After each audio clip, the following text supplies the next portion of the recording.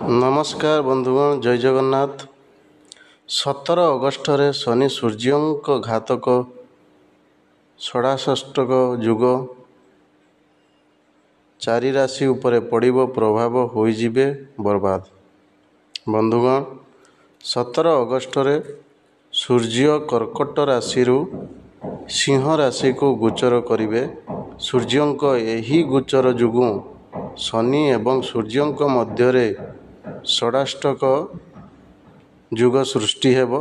एही युग सेतेबेले सृष्टि हुए जेतेबेले दुईटी ग्रह परस्पर ठारू षष्ठ एवं अष्टम घरे बसी थांती। तेबे 17 अगस्ट शनि सूर्यंक अष्टम घरे रहिबे एवं सूर्य शनि ठारू षष्ठ घरे रहिबे। एही परिस्थिति रे षष्टक युग गठन जोगु किछि राशि बहुत समस्यार सम्मुखीन होई पारंती। एही राशि गुड़िक कौन एवं यार प्रतिकार कौन, चलंतु वीडियो माध्यम रे जानिबा। बंधुगण, वृष राशि वृष राशि सूर्य शनि षडाष्टक युग पारिवारिक जीवन रे समस्या सृष्टि करि पारे। घरर किछि लोक आपणक विषय रे भूल धारणा सृष्टि करि पारंती। एही समय रे आपणक कथा स्पष्ट रखंतु। आपण कठिन परिश्रम करिवे किंतु आशानुरूप फलाफल न पाइबा जुगु आपण दुखित होई पारंती। आपणको धैर्य रखिबाकू पड़िबो। भल समय निश्चित भावरे आसीबो। एही समय रे अनावश्यक खर्च मध्य आपणक आर्थिक अवस्था को खराब करि पारे। प्रतिकार स्वरूप वृष राशि लोक माने सकाळ सूर्य को जल अर्पण करिबा उचित। बंधुगण, द्वितीयटी कन्या राशि। कन्या राशि लोक माने षडाष्टक युग गठन हेतु आर्थिक क्षति सही पारंती। एही समय रे आपणको बहुत भाविचिंती कारोबार करिबा को पड़िबो। ऑनलाइन ठकेईरु दूरेई रुहंतु। चाकरी करिथिबा लोकंकु मध्य समस्यार सम्मुखीन हेबाकू पड़ी पारे। अत्यधिक कार्यभार आपणक स्वास्थ्य उपरे खराब प्रभाव पकाइबो। व्यवसाय माने कहा सहित व्यवसाय संबंधी रणनीति शेयर करिबा उचित नुहे।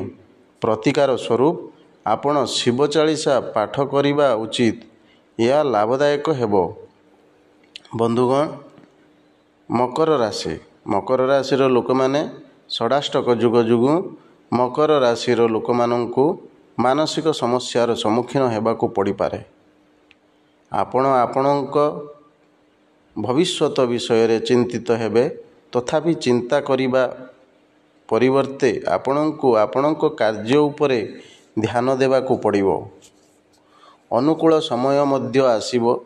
एही समय रे आपणक जीवन साथी सहित मतभेद हेबार संभावना अछि। तेणु कथावार्ता समय रे आपण बुझी विचारी निज शब्दर व्यवहार करंतु। आपणक निकटतर केही आपणको ठकी पारे, सतर्क रुहंतु। प्रतिकार स्वरूप मकर राशि लोक माने शनिवार दिन यथा संभव खाद्य पोशाक किंबा टंका दान करिवा उचित। बंधुगण, शेष राशिटी होउछि मीन राशि। मीन राशि लोक माने आपण कर्मक्षेत्र रे निजको एकाकी अनुभव करिवे। आपणकर शुभेच्छा बोली बाहाना करुथिबा लोक माने आपणक काम को नष्ट करिवा को चेष्टा करुछंती। तेणु आपणको ऑफिस रे आपणक काम को सठिक भावरे करिवा को पड़िबो। तेबे ही परिस्थिति रे उन्नति हेबो। पारिवारिक जीवन रे कौनसी सदस्यंक असुस्थता आपणक पई चिंतार कारण होई पारे। एही समय रे जमा होइथिबा टंका मध्य ଅନିଚ୍ଛାକୃତ ଭାବରେ ଖର୍ଚ୍ଚ ହୋଇପାରେ। ଏହି ସମୟରେ ପିତାମାତାମାନେ ସେମାନଙ୍କ